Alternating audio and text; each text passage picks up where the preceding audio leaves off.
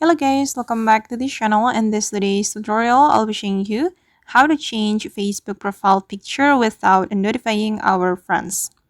Alright guys, here I have opened my Facebook application, and first of all, I'm going to open my Facebook profile. So we can click on these three dots and click on see your profile, and I'm going to click on my profile picture. Okay, and choose profile picture right here. Just click on this option.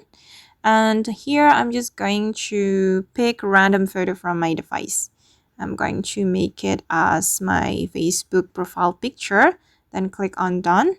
And if we don't want to notify our friends on Facebook if we change our profile picture, we have to disable this option. Share your update to newsfeed.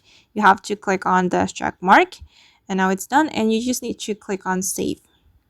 Okay, and after that your profile picture will be changed and your friends won't be notified.